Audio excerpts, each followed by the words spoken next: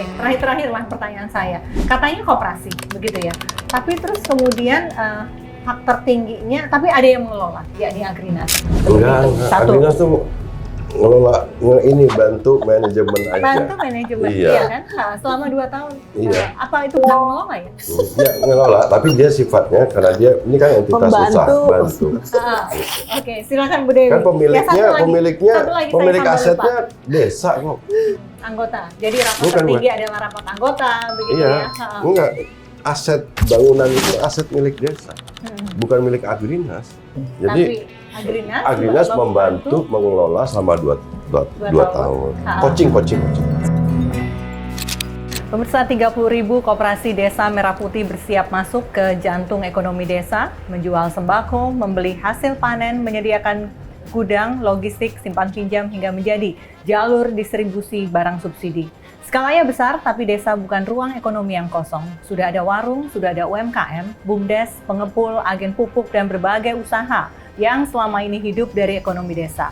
Dan ada satu hal lagi yang menarik, yakni selama 2 tahun pertama, ternyata operasional Kopdes Merah Putih akan melibatkan PT Agrinas Pangan Nusantara. Manajernya pun dikontrak di bawah Agrinas. Padahal ini adalah koperasi, seharusnya dimiliki dan dikendalikan oleh anggota. Maka pertanyaannya adalah bukan lagi sekedar berapa banyak Kopdes yang berdiri, namun siapa yang sebenarnya mengendalikan bisnisnya. Siapa yang mendapat margin, siapa juga yang menanggung kerugian.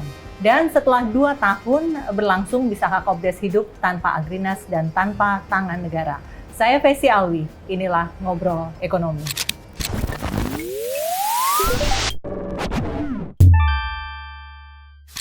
Sudah hadir bersama kami di Ngobrol Ekonomi adalah Pak Ferry Juliantono, Menteri Koperasi Republik Indonesia. Pak Ferry, selamat sore. Selamat sore, Fesi. Iya, apa kabar? Sehat? Baik, sehat. Dan ada Ibu Dewi Tenti, pemerhati koperasi. Bu Dewi, terima kasih sudah hadir di Ngobrol Ekonomi. Ya, terima kasih juga sudah mengundang saya. Baik, kita langsung ke Kopdes yang bulan Agustus ini ditargetkan sekitar 30-an ribu lebih, dan saya yakin sudah mencapai itu. Begitu. Ini fakta atau rumors? Apanya tuh? Soal jumlahnya? Soal jumlahnya. Saya update, jadi yang sekarang sudah bangunan fisik, gudang, gerai, dan alat kelengkapannya yang sudah 100%, itu sekitar 21 ribuan. Dan yang sedang dibangun itu sekitar 13 ribuan. Diharapkan tersebar di seluruh Indonesia. Merata di seluruh Indonesia, sampai ke Papua bahkan. Dan diharapkan kalau kemarin di pidato Pak Presiden tanggal 14 Agustus, sebenarnya meskipun Agustus atau September ini kita mau bikin launching, tapi sebenarnya tidak harus bulan September gitu. Pokoknya Presiden bahkan kemarin sampai akhir tahun ini bisa 30.000. Jadi sekarang pendekatannya juga tidak lagi kuantitatif, tapi kualitatif karena memang sudah masuk ke tahap operasionalnya. Oke, kenapa saya tanyakan fakta atau rumor, Pak Menteri? Karena sebenarnya pengertian sudah sekitar 30 ribu lebih atau 21 ribu itu tadi dinyatakan. Bangunan fisiknya. Bangunan fisiknya itu sejauh mana begitu? Apakah udah operasional atau sudah sampai bagi-bagi keuntungan dan lain sebagainya? Belum. Ini yang mesti dijelaskan kan, karena kalau baca di sosial media kan narasinya terbatas. Nah ini kita mumpung waktunya agak relatif panjang, jadi bangunan fisiknya itu dibangun, kemudian sekarang dipersiapkan operasionalnya. Tetapi kemarin waktu Pak Presiden di Jawa Timur, di Nganjuk, kemarin kan menguji cobakan 1.000 koperasi desa Kelurahan Merah Putih yang sudah selesai bangunan fisiknya dan diuji coba 1.000 untuk operasionalnya. Jadi uji coba ini maksudnya seperti apa? Operasionalnya jadi udah mulai belajar untuk mengoperasikannya. Ya. Okay. Tapi sekarang kan setelah kemarin pada hari koperasi tanggal 12 Juli Presiden tiba-tiba mengumumkan satu pengumuman yang sangat penting, yaitu seluruh barang-barang subsidi, pupuk, gas LPG 3 kilo, beras, minyak goreng, sekarang bisa disalurkan melalui Koperasi Desa Kelurahan Merah Putih. Okay. Kemudian yang kedua, Presiden juga mengumumkan tentang seluruh skema KUR dari perbankan, khususnya Himbara, bisa disalurkan melalui Koperasi Desa Kelurahan Merah Putih. Koperasi Desa Kelurahan Merah Putih juga bisa menjadi penyalur unit layanan jasa perbankan dan juga skema-skema yang ada untuk melayani kegiatan simpan pinjam bagi koperasi dan anggotanya. Jadi disabu habis lah ya. Memang gini, subsidi itu bukan barang yang diperjualbelikan. Sekarang ini yang salah kaprah itu sekarang, barang subsidi ini melewati jalur distribusi yang terlalu panjang. Jadi gas LPG 3 kilo lewat agen, lewat pangkalan, lewat subpangkalan. Nah, kalau koperasi orang desa itu statusnya subpangkalan, pertama harganya lebih mahal, jumlah tabungnya tidak relevan dengan jumlah penduduk yang ada di desa itu, kan ini jalan berpikir yang salah. Nah, dengan memutus mata rantai distribusi yang panjang itu, sehingga sekarang PT Pertamina Patraniaga bisa menyalurkan langsung melalui Koperasi Desa Kelurahan Merah Putih. Dan kalau statusnya itu pangkalan atau agen, pangkalan lah contoh, dia dapat 16.000 jual 18.000 karena barang subsidi itu harga eceran tertingginya ditetapkan. Nah, kemudian dengan seperti itu bisa jual tuh ke lebih murah tuh ke UMKM, ke warung, ke pasar tradisional dan lain sebagainya. Kalau sekarang kan Ibu Dewi lebih tahu, sekarang orang makin ke bawah belinya 25.000 per tabung. Jadi itu yang sering kali barang subsidi itu ke end user, ke konsumen itu semua menjadi murah begitu. Kita nanti bicara itu, yang sapu bersihnya Kopdes Merah Putih ini. Tapi sebelumnya ke Bu Dewi Tanti dulu, Bu. 1 tahun berselang sudah sekitar 21.000, 30.000 lebih sudah terbangun begitu. Koperasi yang kita miliki KMP ini, karena ada kelurahannya di situ, sudah sesuai dengan semangat koperasi atau bagaimana, Bu? Pertanyaan yang sangat tricky karena sebelah saya ada Pak Menteri, nggak enak nih kalau ngomong. Nggak apa-apa, santai dong. Nggak, jadi gini, jadi sebetulnya kalau kita melihat selalu ada konjungsi ya. Konjungsi itu adalah perputaran lagi di mana waktu itu mungkin koperasi dicanangkan oleh proklamator kita ya kan. Ini kita ada badan hukum yang pas gitu kan. Kemudian ada KUD ya kan oleh Pak Soeharto gitu kan. Dan kemudian sekarang muncul lagi di era yang Presiden Prabowo ini setelah kurang dapat perhatian, dapat mulai itu perhatian, itu membuat kita agak sedikit senang sih. Artinya apa?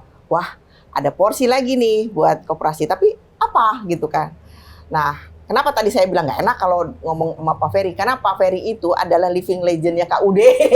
Jadi kalau ada orang bilang KUD ada, yep. Tapi saya harus sedikit kasih highlightnya bahwa di zaman dulu katanya Pak KUD itu 9.400 ya. Sekarang mungkin yang tersisa di bawah 500 Koperasi unit desa. KUD. Tapi berarti kan dengan Bapak sebagai tokoh KUD artinya KUD pun ada yang survive dan sekarang juga masih ada. Jadi kita harus objektif, jangan menaifkan kalau memang ada, tidak ada. Nah, waktu pas ada gebrakan dari Koperasi Desa, apalagi sini gitu kan. Nah, terus terang kita agak-agak sedikit surprisingly ini arahnya kemana. Dan waktu ada kalimat kalimat memotong mata rantai, good gitu kan. Tetapi ini kalau kita mau bicara sedikit, kenapa selalu ada targeting, ya kan? Karena Bapak pasti lebih paham tentang koperasi yang harusnya bottom up. Udah nggak musim Pak, sekarang saya udah membuka sejarah ya di Cina, di Jepang, di India, itu semua itu kebijakannya ada dari pemerintah. Cuman nanti kita akan membahas mungkin versi kapan pemerintah itu stepping in dan kapan stepping out. Stepping out tadi versi udah kasih sedikit bocoran. Nanti kapan delivery dari dari Agrinas. Sebelum kita ke situ. 30.000 dalam waktu 1 tahun ini pandangan seorang makanya saya memerhati koperasi. Makanya saya bilang saya senang ini dikasih panggung, tetapi tidak senangnya kenapa pakai targeting. Kenapa pakai targeting? Kenapa pakai targeting? Kenapa harus 81.000 di serentak di hari koperasi? Kenapa harus 35.000? Makanya waktu tadi statement pertama dari Pak Menteri bahwa sekarang sudah tidak pakai targeting lagi ya kan, yang penting itu udah bagus tuh. Karena apa? Buat apa sih? Mau kita membuat suatu koperasi itu ditegakkan secara prinsip atau mau bikin berhala? Kalau bikin berhala kan harus ada tuh pengkultusan itu harus jam segini, tanggal segini. Kalau enggak kata dukunnya nanti ngambek gitu. Nah, itu ya. Kenapa targeting? Kenapa targeting? Mungkin tapi satu lagi Vesi. Bapak tadi ngomongin masalah penyerapan. Pak, Kenapa kita waktu pertama kali dicanangkan itu kata kuncinya adalah memotong mata rantai. Itu cantik banget sih Pak kata-kata itu, memotong mata rantai ya dari atas ke bawah. Maksudnya dari petani ya, dari ke pasar, dan pasar juga ke bawah. Nah sekarang kalau tadi saya bukan mau mengkoreksi, saya cuma mau mengingatkan saja. Bapak tadi lebih banyak ngomongnya dari top down, dari artinya Pertamina ke bawah. Dari apa ke bawah, gas ya, segala macam ke bawah. Dan kita juga tahu gerai-gerainya juga banyak yang gerai-gerai pabrikan kan. Nah itu kan berarti dia mau memotong mata rantai dari atas ke bawah. Yang kita harus koreksi di sini adalah kapan penyerapan dari bawah ke atasnya. Oke, sebaliknya. Sekarang, baik. Jadi fungsi koperasi desa ini ada 3. Yang satu tadi yang saya udah bicarakan, Produksi. menyalurkan barang-barang subsidi, menjual barang-barang kebutuhan pokok dan sehari-hari. Middleman berarti. Enggak, ini nyalurkan fungsinya itu untuk motong rantai distribusi. Oke. Tapi fungsi yang kedua sebenarnya belum saya ngomongin. Koperasi desa itu jadi off-taker, nyerap, nampung seluruh hasil produksi masyarakat di desa-desa dan kelurahan. Apakah itu tanaman pangan, perikanan, peternakan, perkebunan, kerajinan, dan seluruh hasil produksi yang ada di desa dan kelurahan itu. Nah, fungsi yang ketiga adalah koperasi desa ini sebagai instrumen terbawah untuk menyalurkan program-program dari pemerintah pusat. BLT, Bansos, bantuan pangan non-tunai, bantuan alat mesin pertanian, dan lain sebagainya. Berarti gitu. saya nggak salah dong ketika mengatakan ini disapu bersih sama KDM. Karena Presiden, KMP. karena kan KDKMP. gini, ini selama 30 tahun kemarin yang dijelaskan oleh Teh Dewi ini adalah ketika Indonesia dalam sistem dan prakteknya harus tunduk kepada letter of intent yang ada di IMF yang dipaksa kepada pemerintah pada saat itu, yang menyerahkan sistem dan praktek ekonomi itu diserahkan ke mekanisme pasar. Pemerintah perannya dikurangi, sehingga disitulah terjadinya peristiwa akhirnya karena mekanisme pasar itu tidak bisa atau tidak diatur lagi oleh negara, yang terjadi mekanisme pasar yang terlalu bebas, sehingga korporasi menguasai distribusi dan lain sebagainya. Penyerapan, di level fungsi penyerapan, peran negara digantikan oleh aktor-aktor non negara. Siapa aktor-aktor non negara? Pinjol, rentenir, segala macam yang tengkulak, itu aktor-aktor non negara. Nah, praktek seperti ini kita lihat dari sisi pemerintah, Bapak Presiden ingin supaya negara hadir lagi untuk ngatur, supaya sistem dan praktek ekonomi kita dikendalikan lagi oleh negara. Nah, ketika itu, dengan adanya koperasi desa yang ada tersebar di seluruh desa dan kelurahan, itu akan menjadi infrastruktur pemerintah dalam rangka untuk menyalurkan barang subsidi, menyerap hasil produksi masyarakat dari desa keluar, kemudian menyalurkan program-program pemerintah. Kan BLT, Bansos seringkali kita dengar sering salah sasaran. Terus kemudian bantuan pangan non tunai itu kan bisa langsung, karena kalau langsung diserahkan ke koperasi desa, anggota koperasi desa itu kan adalah anggota masyarakat desa itu sendiri, jadi bisa relatif terdata dengan lebih baik, lebih tepat sasaran dan lain sebagainya. Jadi itu yang memang semangatnya ini mulia sekali sih begitu. Tapi model bisnisnya ini apakah memang betul-betul koperasi Desa Merah Putih ini adalah model bisnis koperasi yang kita anut di undang-undang koperasi kita? Kalau menurut saya punten Pak Menteri, ini ada beberapa diskresi yang memang kita sudah sangat paham, ini sedikit diabaikan. Begitu Inpres 9 ya kan, percepatan pembuatan Badan Hukum Koperasi, kita juga bisa melihat sejauh mana intervensi negara masuk, ya kan. Oke, kadang-kadang kita juga harus sedikit bijaksana. Kenapa dia terlalu banyak berintervensi? Mungkin melihat playing field yang tidak fair ya. Kalau ekonomi kerakyatan di dalam satu ring tinju yang sama dengan industri gitu ya. Tetapi kenapa focusingnya justru ke retail? Itu yang saya jadi bingung. Nah, itu yang salah. Ini retail ini sebenarnya salah satu kegiatan aja, Teh. Betul. Kan kegiatan koperasi desa retail, terus ada apotek, klinik, kemudian ada logistik, ada keuangan mikro, ada pergudangan dan lain sebagainya. Betul Pak Menteri. Punten, kalau kita lihat, kalau memang itu sebesar itu ya konsep perkoperasian KDKMP, fokusnya kenapa sih nggak ke pergudangan ya, yang memang menampung, menampung hasil-hasil gitu ya. Karena apa? Kalau kita melihat, kan selalu Pak Margono aja memberikan contohnya dua, ada yang India, versi India dan versi Jepang. Itu dua-duanya kalau nggak fertilizer, pertanian, ya kan, urusannya seperti itu, nggak sampai ke apotik, nggak sampai ke retail seperti itu. Karena kalau kita bicara LPG nggak seperti itu, jadi fokusnya justru ke Indonesia itu kan katanya negara agraris, ya udah fokus ke agraris saja supaya akhirnya pergudangan itu jalan menampung. Apa yang Bu Dete khawatirkan kalau kemudian Koperasi Merah Putih ini akan sapu bersih semuanya? Apa yang dikhawatirkan? Saya sih melihat ya, fairness itu tetap harus ada dong, ya kan? Fairness artinya apa? Negara tetap memberikan komitmen untuk mensupport masyarakat melalui ekonomi kerakyatannya, tetapi ingat, negara juga perlu investor lain masuk dan segala macam, tetapi playing field-nya yang harus diatur. Jadi artinya apa? Fairness itu ya sudah tumbuh bersama. Makanya kan tadi bilang kapan stepping in, kapan stepping out. Nah, kalau kita dengar di beberapa media bahwa stepping out-nya itu mau di 2 tahun, saya bilang juga itu nggak fair Pak, terlalu prematur. 2 tahun bisa apa? Kita mau bicara tentang apa? Cina di tahun 1950 sampai 1980 pernah terjadi hal yang sama. Membuat retail di mana-mana. Kalau kita kan masyarakat bicaranya tentang gerai-gerai yang isinya kalau nggak kosong katanya ada apa dari industri gitu ya. Nah, makanya perlu kita luruskan karena apa? Tadi fungsinya 3, Betul. Teh Dewi. Jadi jangan ngomongin retail lagi. Koperasi desa ini ngomongin juga jadi off-taker. Iya, gitu ya. Jadi termasuk jadi juga ini off-taker. komplit. Ya, Komplit makanya maksudnya, fungsinya pengennya udah ke situ. fokusnya di 3 ini. Kenapa? Di off-taker. Coba Teh Dewi, kan kita ingin memprioritaskan bahwa yang dijual misalkan produk UMKM setempat, kan perlu diajarin juga. Masyarakat ini perlu diedukasi juga untuk belajar kembali, jangan menjadi hanya konsumen aja.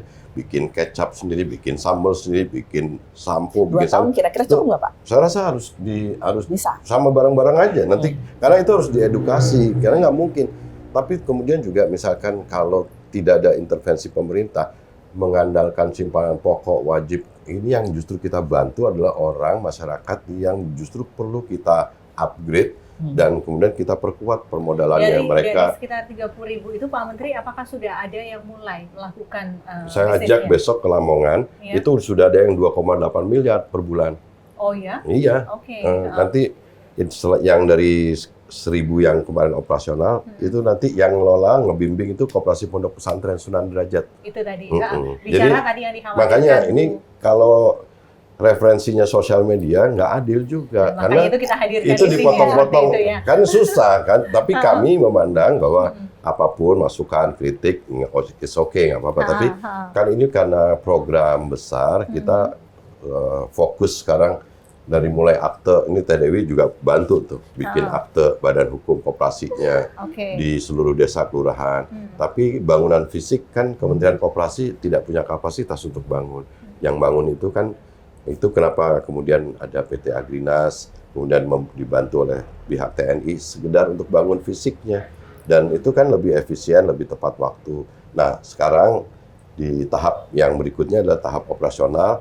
Ini sudah rampung draft Perpres operasionalnya, dan itu akan jadi pedoman, panduan bagi semua pihak untuk bisa terlibat membantu di tahap kegiatan operasional ini. Dari Impres nomor 9 tadi, itu ada 18 kementerian lembaga terlibat. Di Impres nomor 17 untuk pembangunan fisik gudang grade itu ngelibatin 12 kementerian lembaga. Di operasionalnya juga, ini ngelibatin pemerintah provinsi, kabupaten, kota, gitu. Jadi dengan dikeroyok sama-sama, rasanya kita yakin bahwa operasional ini akan bisa berjalan. Kan sekarang yang lebih menentukan adalah tahap operasionalnya. Makanya kami juga berpendapat sekarang pendekatannya harus kualitatif operasional ini. Jadi ukurannya, untungnya, profitnya, kemudian manfaat untuk anggotanya, dampak terhadap masyarakatnya, itu kan harus dengan model bisnis yang matang, visibility tadi yang juga harus detail, rinci gitu. Mari kita bicara soal model bisnis begitu ya. Tiba-tiba tadi Pak Menteri bilang ini kerja bareng-bareng. Yang kita tahu memang ada kerja dari desa itu sendiri, dari Pemda pastinya begitu. Tapi ada satu nama yang kemudian baru mencuat, yakni Agrinas. Kalau saya istilahkan, kalau hotel ada manajemen hotel, ini adalah manajemen koperasi. Apakah common dalam sistem perkoperasian di seluruh dunia ada model manajemen seperti ini, Pak? Tadi saya terpotong ya waktu pas bicara tentang Cina ya. Saya nggak fokusin ke retailnya, tetapi ada sesuatu kesamaan di Cina itu. Ada Gongxiu ya waktu itu dan gagal karena apa? Pola manajemen oleh satu manajemen itu. Jadi karena apa? Karena kurang dinamis dan kurang orang bisa berinovasi, ya kan? Ada korupsi karena satu fokusin ke satu manajemen itu, dan yang terakhir itu apa ya? Ya itu orang cenderung ke barang yang itu saja. Jadi mungkin kalau anak muda sekarang kok kurang ini ya. Nah makanya tadi saya senang sekali Pak waktu Bapak bilang di mana tadi Lamongan ya. Memang sebetulnya kan contoh yang termanis itu seperti itu. Dia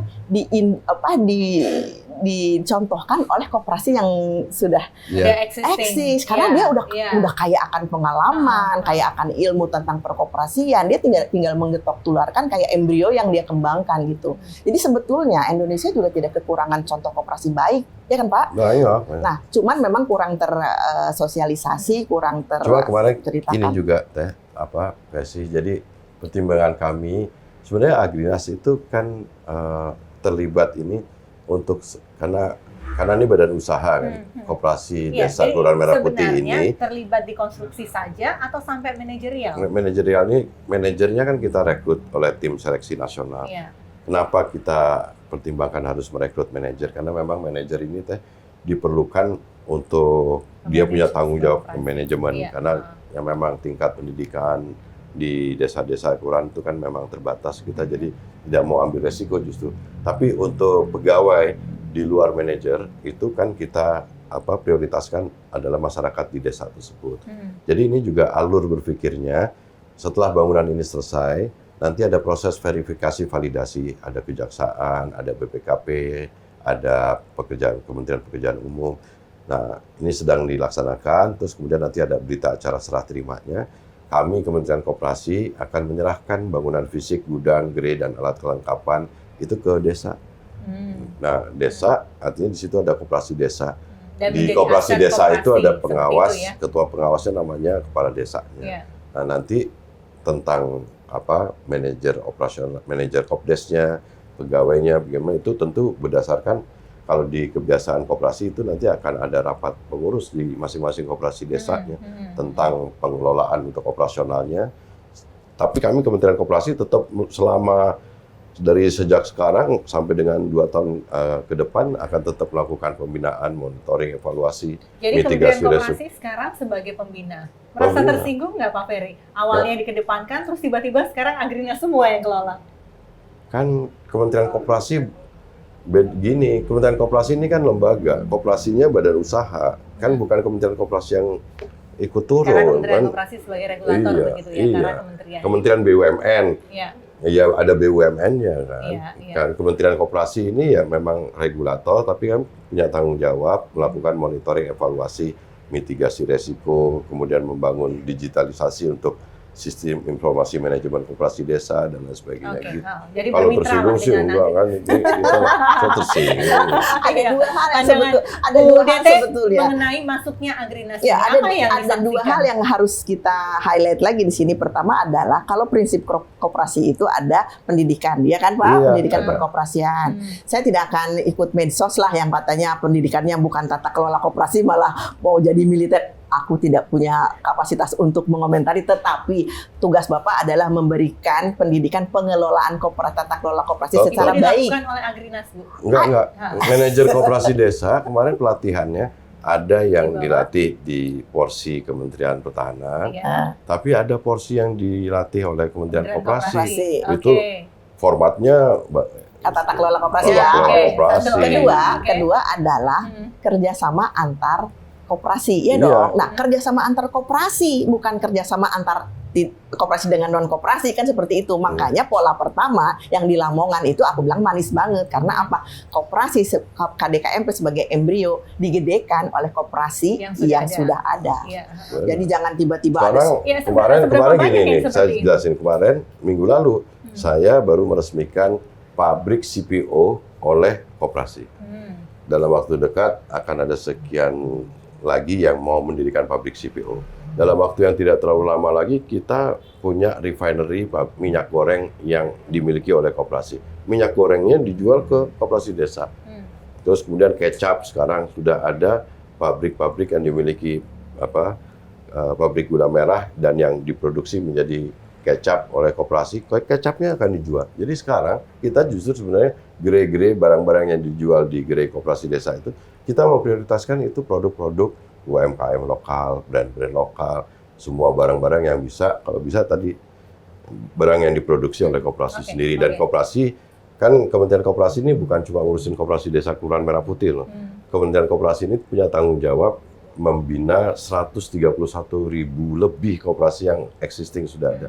Ini pun kita sekarang buat clusteringnya, kita sekarang mendorong koperasi-koperasi yang lain menjadi koperasi masuk ke sektor produksi lagi, ke distribusi, ke industri, jangan simpan pinjam lagi lah. Simpan pinjam oke, tapi sekarang koperasi kita dorong lagi ke koperasi produksi, masuk ke industri, supaya barang-barangnya nanti bisa dijual di koperasi desa Kelurahan Merah Putih gitu. Kalau sudah sedemikian idealnya Bu Dewi Tanti, koperasi ini yang tadi saya bilang sapu jagat lah, begitu ya, dari mulai produksi gitu ya, distribusi, off-taker juga, ya, off-taking juga. Saya rasa sih emang, menurut saya ada haknya rakyat untuk sapu jagat. Kalau sekarang ada 17 juta, ada 17 juta lahan kebun sawit. 52%-nya dikuasai korporasi besar, ya kan? Kemudian sisanya perkebunan rakyat, sisanya PTPN. Kemudian hilirisasinya produk pabrik CPO semuanya dikuasai korporasi besar. Produk turunannya minyak goreng dikuasai korporasi besar. Korporasi besar ini juga sapu jagat. Jadi kalau dilawan dengan sapu jagat yang versi rakyat, menurut saya oke kok. Kenapa enggak? Dan kenapa enggak? Maksud saya kan haknya rakyat juga dong. Maksud haknya korporasi besar aja. Bu Dewi. Menurut pasal 33 nggak bener lah itu. Kalau saya malah ya sambil nunggu gerai-gerai itu terisi dengan produk-produk lokal, iya kan perlu waktu. Ingat, Coop Migros juga 200 tahun itu untuk menuju retail terbesar keempat di Eropa. Makanya kalau 2 tahun tuh kayak tunggu to be true, tapi ya kita berharap. Cuman maksud saya Bapak mulai dong Pak, yang si retail yang sudah ada yang dari korporasi itu dimintain dong Pak jatah 50% untuk produk lokalnya. Saya waktu itu pernah terjadi kan ribut bahwa ini akan jadi kompetisinya retail modern yang ada. Saya bilang enggak, terhadap retail modern yang ada kita justru terima kasih karena mereka nyerap lapangan pekerjaan. Tapi jangan dong mereka ekspansi ke desa. Karena kan perbedaannya secara filosofis kalau mereka retail modern di desa, hasil keuntungannya kan diserap ke pemegang saham. Yang untung kan pemegang saham di Jakarta. Kalau ini koperasi desa, untungnya balik ke desa itu sendiri. Beda banget filosofisnya. Jadi kalau kemudian kami kan akhirnya bertemu dengan para pemilik retail modern itu, saya bilang kalau terhadap barang-barang yang belum bisa kita produksi sendiri, kita pasti bisa bekerja sama dengan pabrikan, dengan prinsipal. Tapi kalau misalkan nanti waktunya kita juga sekarang gas terus nih untuk bisa memproduksi barang-barang sendiri, kita akan produksi barang sendiri. Gitu. Cukup fair kok ini. Jadi fairness di dalam playing field-nya yang tadi saya bilang, kalaupun misalnya kita ngarepin cuman di KDKMP kan juga terlalu susah lama gitu. Makanya itu juga harusnya produk-produk UMKM, koperasi itu sudah masuk ke gerai-gerai yang menurut kita ini. Karena apa Pak?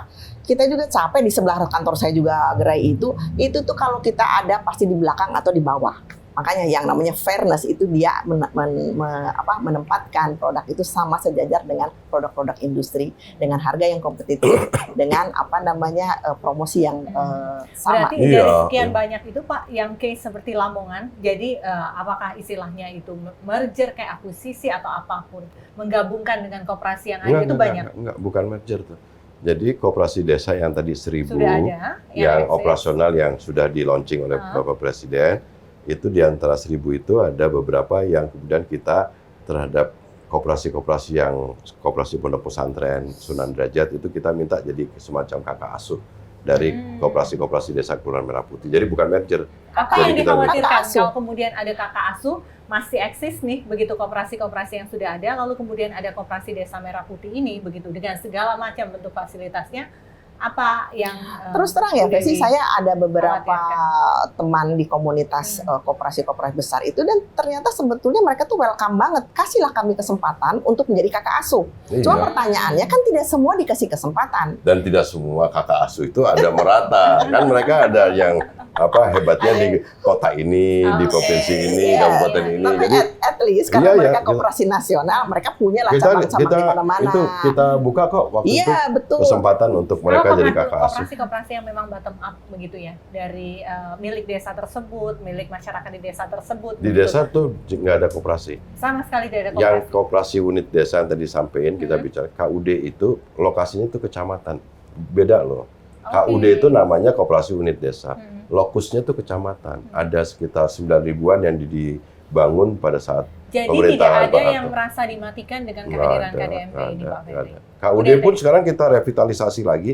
Mereka punya aset, misalkan gudang lantai kering, kita pakai kok untuk jadi hubnya untuk penyaluran barang-barang itu juga. Oke. Jadi kita bangun ekosistem sama-sama aja di antara koperasi yang ada. Jadi tidak ada yang dimatikan. Nggak Jadi jangan ada. khawatir juga, Bu Dewi. Saya tidak khawatir, saya justru inginnya tidak ada yang dimatikan. Hanya saja waktu pas awalnya 81.000, terus Itu terang. aktenya. Iya, benar. itu kan kayak seolah-olah kayak tadi membuat suatu patung berhala yang harus jadi. Wow. Nah, tidak, karena semua by proses, dan kita juga harus melihat bahwa di antara masyarakat ada yang melakukan gerakan prakoperasi. Nah, itu tolong juga kan diperhatikan. Itu tinggal dikasih badan hukumnya saja seperti itu. Karena kalau misalnya kita hanya membuat koperasi tanpa lihat dulu prakoperasinya, itu kan malah lebih challenging, ya malah kan? kemarin gini Mbak Vesi, jadi setelah pembentukan badan hukum koperasinya jalan, sambil menunggu mereka bangunan fisik gudang gerenya ada di daerahnya masing-masing, mereka kita biarkan kok,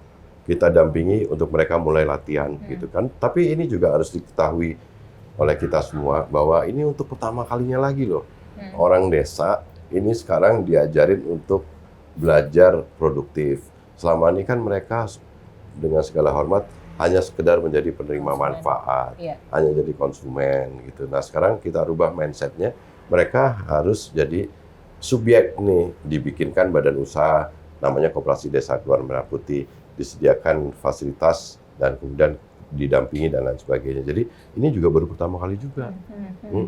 Jadi pro dan kontra itu biasa lah. Ya, Bagi biasa. Pak Ferry ya dari zaman dulu ya, Iya. aktivis gitu ya. Banyak tembok yang harus didobrak. Iya, begitu. nggak apa-apa kok ini. Tapi kita sekali lagi terima kasih karena ini proses ini kan proses panjang buat saya sih, buat kami di Kementerian Koperasi kita juga nggak boleh merasa sok paling pinter juga karena ini program baru, perlu banyak masukan, kita perlu penyempurnaan terus-menerus gitu. Yang penting kan sekarang key performance indicatorsnya itu tuh udah harus tercapai. Iya. Yang paling penting memang nggak, kalau sekarang ditanya saya belum bisa banyak memberi keyakinan, tapi ya hampir pasti insya Allah gitu nanti kalau mulai operasional kemudian mulai dirasakan manfaatnya baru kita bisa nilai. Ini kan bukan tahap glorifikasi buat kita, ini tahapnya masih tahap kerja gitu. Jadi belum Pak Ferry, waktunya. ada nanti warung desa, lalu kemudian ada tengkulak kecil seperti itu. Itu nanti mekanisme kerjasamanya seperti apa? Tengkulak itu kan aktor non negara. Itu tengkulak. Warung desa enggak. Warung desa kan akan terbantu kalau dia bisa kita berikan barang-barang lebih murah tadi seperti contohnya gas LPG 3 kilo. Kan mereka senang juga kalau dapat barang yang lebih murah. Kan itu hukum pasarnya akan berlaku seperti itu. Oke, jadi tidak mematikan ya. Sangat tidak. Mari bicara soal pembiayaan. Atau sebelum ke pembiayaan dari perbankan dulu lah begitu. Ke modal awal begitu kan. Karena ini kan heavy-nya berbeda ya sama korporasi itu adalah berbasis modal, ini berbasis anggota seperti itu. Sementara modalnya dari dana desa begitu ya. Bagaimana nanti caranya untuk kemudian mengembalikan lalu ada sisa hasil usaha dan lain sebagainya? Tadi Pak Menteri bilang ini adalah proses penyempurnaan, tapi hendaknya penyempurnaan yang tidak meninggalkan bajunya, ya kan? Karena entitas koperasi adalah dengan kita tahu ini adalah kumpulan anggota, di mana harusnya anggota sendiri yang memberikan modal pertama, tetapi karena ini adalah suatu diskresi oleh gerakan bersama, oleh karenanya dijadikanlah kombinasi top down dan bottom up. Cuman itu tadi fairness lagi. Koperasi itu juga bukan sesuatu yang ada abrakadabra tiba-tiba bisa mengembalikan uang kan seperti itu. Nah tentunya harus ada manajemen pengelolaan keuangan yang benar dari negara. Makanya pertama harus ada manajernya, karena itu poin penting juga. Yang kedua, visibility tadinya model bisnisnya. Yang barang-barang subsidi itu kalau kemudian dikelola oleh koperasi desa, itu aja visibility tadinya udah bagus, marginnya udah lumayan kalau itu dikelola. Daripada sekarang misalnya pupuk, subsidinya tuh 52 triliun, nggak tahu kemana juntrungannya. Iya, pupuk menjadi salah satu ya, iya, nanti bisa langsung. Jadi petani yang merupakan notabene anggota dari koperasi desa itu bisa langsung dapat harga. Tapi kalau kemudian di daerah tersebut jangan sentuh, bisa boleh jualan apapun begitu, boleh jadi off taker apapun, tapi jangan sentuh industri pupuk, gimana tuh? Industri pupuk kan enggak, kan ini dari PT Pupuk Indonesia bisa langsung koperasi desa. Kita kan nggak ganggu itu. Tapi sekali lagi harus dipahami, barang subsidi itu bukan barang yang diperjualbelikan. Pupuk sekarang kan selama ini nyelonong ke banyak juga yang nyelonong ke kebun sawit. Karena menurut pendapat kami di situ karena ada kelemahan mata rantai distribusi yang terlalu panjang. Nah, dengan langsung dari PT Pupuk Indonesia ke koperasi desa itu kan bisa langsung. Keuntungan buat PT Pupuk ya akan lebih bisa dipertanggungjawabkan. Keuntungan bagi koperasi desanya itu ada profitnya. Jadi profit dari gas LPG 3 kilo, pupuk, gula, minyak goreng, beras itu udah pendapatan, bisa genjot pendapatannya.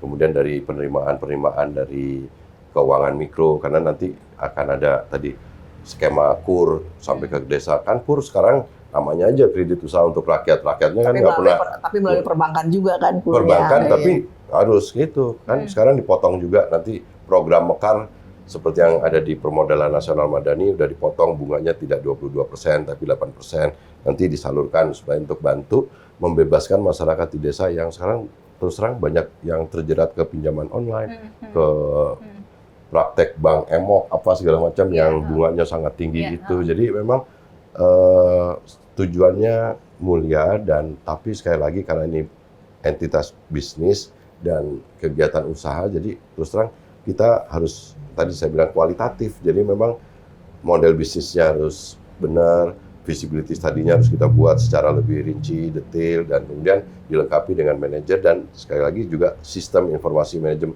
Kita sekarang di Kementerian Koperasi punya sistem informasi manajemen koperasi desa, bisa tahu tuh nanti pendapatan dari masing-masing koperasi desanya, barang-barang subsidinya benar nggak, udah disalurkan, ininya segala macam, udah canggih sekarang, Mbak Fesi. Yang terakhir itu tadi, berarti tetap dilakukan pengawasan. Harus. Sampai sejauh mana? Karena apapun. Karena nanti setelah 2 tahun menjadi tanggung jawab kami, gitu. Dan nanti idealnya nanti setiap biaya muncul, termasuk penggajian dan lain sebagainya, dikeluarkan dari hasil pendapatan dari koperasi itu. Jadi memang itu. Pertanyaannya adalah pada saat 2 tahun dikembalikan kepada Kementerian Koperasi untuk pengawasan, apabila in between 2 tahun itu terjadi sesuatu yang tidak kita inginkan, itu tanggung jawabnya ada di mana, Pak? Enggak, tanggung jawabnya itu enggak lagi pakai dana APBN lagi. Itu bukan tanggung jawabnya ada di mana kalau misalnya? Koperasi dong.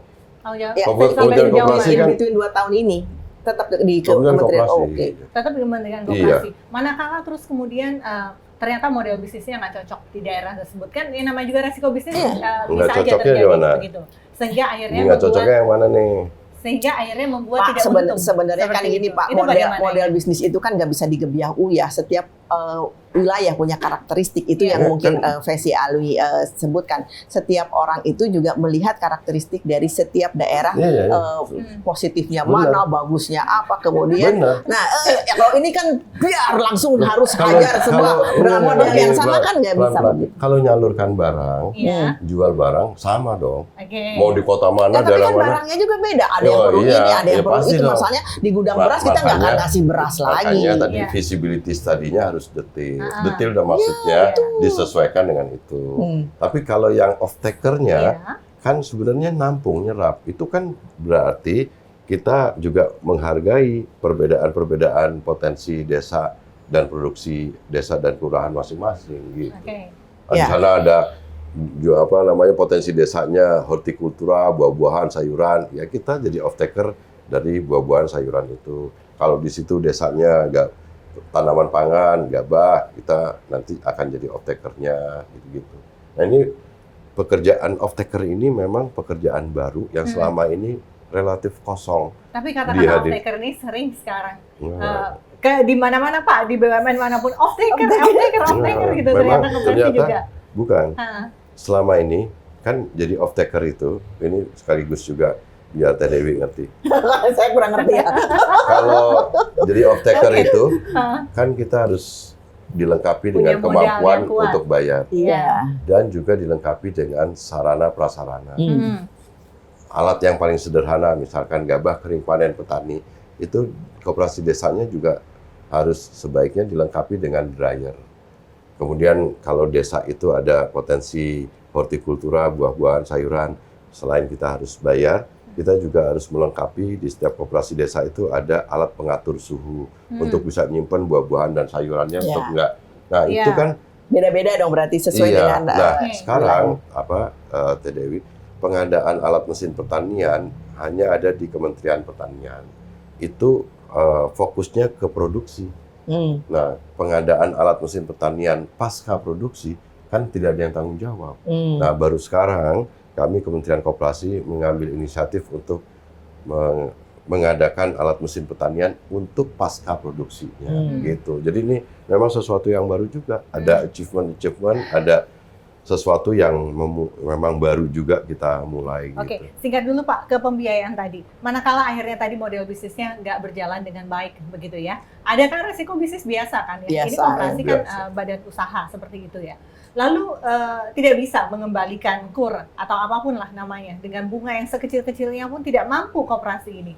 Siapa yang akan melakukan mengalihkan tanggung jawab tersebut begitu? Siapa? Ini Kementerian Koperasi yang tanggung jawab. Itu jangan pesimis. Itu kan udah kurnya murah. Jualan barangnya subsidi pasti lakunya. Kecuali fraud. Kalau fraud jangan kan koperasi desa. Di BUMN atau perusahaan swasta yang paling canggih fraud ada. Sistemnya udah ada. Flowchart ininya juga udah ada, SOP-nya udah, tetap kalau fraud. Beda kan? Bedain dengan sistemnya. Kalau fraud itu kan memang itulah oknum lah ya. Oknum gitu. Itu nggak usah jangan kan di Kopdes, yang perusahaan korporasi besar atau BUMN pun juga ada kan. Gitu. Manajemen koperasi ini mengatakan, Agrinas mengatakan bahwa 97% dari keuntungan begitu ya akan dikembalikan kepada anggota dan lalu kemudian dibagikan 82%-nya sebagai SHU berarti kan sisa hasil usaha karena ini koperasi begitu. Menurut Teh Dewi tadi dengan durasi waktu 2 tahun kan, manajemen ini hanya berjalan 2 tahun kan, setelah itu dikembalikan lagi. Secepat kilat itu bisa SHU itu apa? Sisa hasil usaha. Usahanya usaha apa? Ya kan? Ada nggak usahanya? Seperti itu. Kemudian kedua, ada 2 prinsip koperasi yang urusannya dengan pengembalian itu. Pertama, pengembalian keuntungan secara adil dan SHU yang diberikan sesuai dengan apa yang dia dividen lah ya. Kayak gitu. Nah, itu kan akan ada apabila ada keuntungan, akan ada kalau ada partisipasi anggota, akan ada kalau ada geliat ekonominya. Nah, itu saja. Jadi sebetulnya kita bisa memprediksi apabila itu sudah berjalan, otomatis janjinya itu bisa. Tetapi kalau misalnya bagaimana bisa membagikan SHU apabila memang tidak ada yang tadi disebutkan, tidak ada geliat perekonomiannya, tidak ada keuntungannya dan segala macam. Tapi ini juga too good to be true kalau menurut saya, karena apa? Kan tidak dikasih uang simpanan pokok dan simpanan wajib ya Pak, tapi dikasih tetap. Jadi kita putuskan tapi minim. Tapi kita akan jadikan ukuran seberapa besar simpanan pokok wajib dari masing-masing sukarela, dari masing-masing anggota, supaya juga kita bisa menilai seberapa besar partisipasi Soalnya dan andilnya. sekarang ada yang teriak-teriak katanya nggak perlu ada simpanan pokok sebenarnya. Tadi Harus kemarin dong. pertimbangan ini juga berkembang karena gini, karena ini kan tadi penggunaan bangunan yang dipergunakan itu menggunakan dana desa, sehingga Iya. ada pikiran yang mengatakan bahwa ada haknya orang desa itu. Jadi Betul. tapi kami kemudian di Perpres operasional ini kemudian membagi juga proporsional sesuai dengan partisipasi dari anggota koperasi desa ini sesuai dengan simpanan pokok wajib sesuai dengan undang-undang perkoperasian yang ada, karena tetap seperti itu. Oke. Dan juga kita akan mempertimbangkan kemungkinan untuk memberikan porsi terhadap desa, karena biar bagaimanapun kan pihak desa juga sebagai pihak yang Iya, itu tadi dari dana pengembalian sebesar 82% itu tadi. Kalau Bapak bagaimana melihatnya mekanisme ini? ya memang di itu Dan kalau nggak salah ada kupon ya? ya bisa. Ah, Itu kan oh, itu itu metode nanti, aja, itu Pak, teknis itu secara lah. teknis Tapi itu begitu ya? akan dikembalikan lagi. Kita di Perpres operasional kemarin kita rapat terakhir di kantor Menko Pangan untuk hal-hal yang sangat teknis seperti itu kita akan serahkan ke operasi masing-masing. desanya masing-masing dengan mereka musyawarah di rapat-rapat pengurus koperasi desanya. Oke. Gitu. Koperasi yang bagus yang berjalan sampai sekarang itu satu nilai atau satu value yang bisa kita pertaruhkan adalah adanya ikatan emosional dari anggota ke koperasinya. Makanya kalau benar-benar tidak ada tuh chip in ya Dari anggota. Itu tadi kan sudah ada Udah. simpanan ya. Sebodotnya yang dia pergi-pergi Iya, aja, meninggalkan utang, meninggalkan beban, meninggalkan kewajiban. Tetapi kalau memang dibuat bondingnya antara dia dengan koperasi itu melalui simpanan pokok, simpanan wajib, itu pastilah ada sayangnya dia balik kanan untuk meninggalkan koperasi. Nah, makanya ada beberapa orang yang bilang untuk KDKMP tidak harus ada karena itu adalah satu diskresi. Ya silakan, tapi tidak akan terbangun itu Di undang-undang kan diatur tetap. Iya, rasa ada memilikinya itu nggak ada gitu. Tenang, Kalau beres. Satu lagi kepala desa begitu sebagai pengawas ya kalau tidak salah begitu. Bagaimana ini bisa memastikan bahwa peran kepala desa pengawas dan juga anggota kalau tidak salah ya? Enggak, pengawas. Pengawas berarti dia wakil dari pemerintah. Enggak. Begitu. Jadi ex officio tuh kepala desa menjadi pengawas. Kenapa? Karena biar bagaimanapun kan kepala desa harus punya tanggung jawab membina supaya koperasi desa di desanya itu bisa berhasil.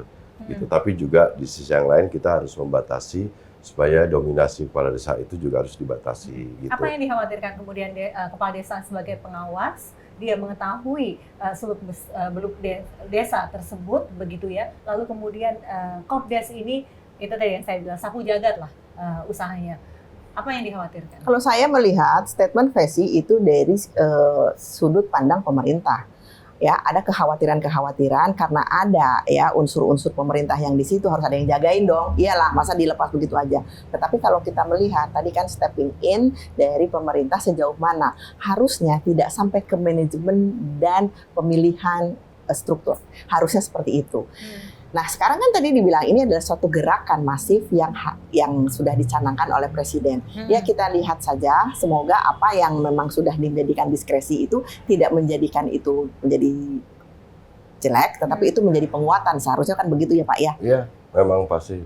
Karena kan gini, pikiran Presiden sudah ditetapkan tuh kemarin di rapat kabinet bahwa yang pertama, Presiden menetapkan bahwa garis ideologi pemerintah ini kembali ke ekonomi kerakyatan pasal 33 Undang-Undang Dasar 45. Kemudian Presiden akan melanjutkan program dalam rangka transformasi bangsa supaya yang tadi dari desa sekarang kesenjangan kota dengan desa itu udah gapnya udah jauh banget. Jadi ini juga harus dikurangi itu. Kemudian yang ketiga bahwa kita harus kembali kepada dasar-dasar ekonomi kita yaitu kekeluargaan, gotong royong, kebersamaan. Nah, kami menerjemahkan itu dalam pelaksanaan yang sifatnya sangat teknokratis dan implementatif ini tentu harus ngacu ke ide besar dari Bapak Presiden, tapi juga tetap harus akomodatif terhadap tadi bagaimana supaya masukan partisipasi ya? desa, kepala desa, pengurus, segala macam itu tetap harus terakomodir gitu. Oke, terakhir Mas, pertanyaan saya. Katanya koperasi, begitu ya. Tapi terus kemudian hak tertingginya, tapi ada yang mengelola, yakni Agrinas. Enggak, Satu. Agrinas tuh ngelola ini bantu manajemen aja. Bantu manajemen, Iya. iya kan? Nah, selama 2 tahun. Iya. Apa itu bukan mengelola ya? Ya ngelola, tapi dia sifatnya karena dia ini kan entitas usaha, Membantu. bantu. Oke, silakan Bu Dewi. Kan pemiliknya, Ya, satu lagi pemilik saya sampai asetnya desa kok. anggota. Jadi rapat Bukan, tertinggi adalah rapat anggota, begitu Iya, ya? enggak. Aset bangunan itu aset milik desa, bukan milik Agrinas. Iya. Iya. Iya. Jadi Tapi Agrinas membantu mengelola selama 2 2 tahun. Ha-ha. Coaching. Oke. Ya, tadi Asistensi segala macam. Karena model bisnis dan visibility tadi kan harus tetap disimulasikan. Nah, ini karena ini baru bagi masyarakat desa dan kelurahan, tentu bagi kami Kementerian Koperasi kita pun juga terbantu kok dengan keterlibatan BUMN. Jadi untuk bisa konsultan lah istilahnya ya. bukan Dan konsultan, operasional nih. Oke. Kalau konsultan Jadi kan operasional. bukan konsultan operasional gitu, selama 2 tahun. operasional, pelatihan, Pelatihan enggak, pelatihan kita Kementerian Koperasi Hah? terlibat. Dan ketika Agrinas itu keluar, maka tanggung jawab beralih kepada Kementerian Kementerian Koperasi Koperasi lagi. dan Bad or good? asumsinya koperasinya bisa menjadi koperasi yang mandiri. Oke, kalau asumsinya belum tercapai bagaimana? Ya nanti ada treatmentnya sendiri. Oke. Jangan pesimis terus ya. Fes. Kita sebagai ini revolusi lagi berjalan. Begitu Jadi ya? Revolusi terkendali, begitu. Singkat aja, Bu Dewi, closing statement begitu. Ya, saya sih melihat ini sebagai suatu harapan baru bagi perkoperasian di Indonesia. Dan tentunya kita harus mensikapinya secara baik. Kalaupun tadi ada beberapa hal yang diperdebatkan, itu menjadi suatu PR. Tapi ingat tadi, kembali lagi, kita harus menjadi bagus, melakukan perubahan-perubahan menjadi positif, tetapi perubahan itu jangan meninggalkan entiti dari koperasi. Ya, jadi koperasinya jangan diubah-ubah jadi kayak yang lain, karena koperasi itu ingat bukan cuma milik orang Indonesia, tetapi milik dunia yang sudah mempunyai tata kelola, prinsip dan ciri segala khas, macam. Ciri khas. Jadi jangan akhirnya ke kiri segala macam. Ada pengelola dan segala macam. Dan ingat tadi yang Guangzhou itu di Cina itu ada pengelola yang salah sehingga mengakibatkan nama koperasi jadi jelek. Nah, itu sangat kita hindari. Semoga apa yang tadi 2 tahun ini menjadi hub saja untuk akhirnya mendelivery ke Kementerian Koperasi sesuatu yang manis, ya kan Pak? Insya Allah minta doanya, dukungannya. Jadi agak pesimis seperti ini ya. Doa tuh bukan pesimis, doa tuh harus, karena ini adalah sesuatu yang kalau ini insya Allah berhasil, ini menjadi sesuatu yang baru, karena koperasi bukan lagi sekedar sebagai unit bisnis, tapi dia sebagai penggerak. Harapannya nanti ada perputaran ekonomi, perputaran uang di situ, ada pertumbuhan ekonomi di desa-desa, dan secara akumulatif nanti bisa itu meningkatkan pertumbuhan ekonomi secara nasional lebih signifikan. Gitu. Oke. Kalau kemarin kan nggak melibatkan orang desa, ada pertumbuhan ekonomi yang kaya itu aja. Nah sekarang nggak, sekarang tumbuh bareng, kaya bareng gitu bersama koperasi. Oke, mantap. Kita tunggu ya seperti apa 2 tahun lagi kita undang Pak Ferry gitu ya. Mudah-mudahan. Januari lah, nggak usah 2 tahun kan. Oke. Terima kasih Pak Ferry, Bu Sama-sama, Dewi. Terima Mbak kasih Fesi, sudah hadir. Mbak Dewi. Pemirsa, membangun 30.000 koperasi adalah sebuah pencapaian yang skala besar. Tapi bisnis tidak hidup dari skala saja. Gedung bisa dibangun, manajer bisa juga direkrut, dan sistem juga bisa dibuat dan modal juga bisa disediakan. Tapi ujian sebenarnya baru saja dimulai. Apakah petani mendapat harga yang lebih baik? Apakah produk desa punya pasar yang lebih luas? Apakah warung dan UMKM ikut juga tumbuh? Dan apakah koperasi menghasilkan laba? Itu terakhirnya seperti itu. Dan yang paling penting juga ketika Agrinas pergi 2 tahun lagi, apakah koperasi ini masih bisa berdiri dengan kakinya sendiri? Karena pada akhirnya koperasi bukan milik pemerintah, bukan juga milik BUMN, bukan pula milik manajer. Koperasi harus bisa hidup karena anggotanya memiliki, mengendalikan dan mendapat manfaat dari usaha itu sendiri. Saya Fesi Alwi pamit, sampai jumpa.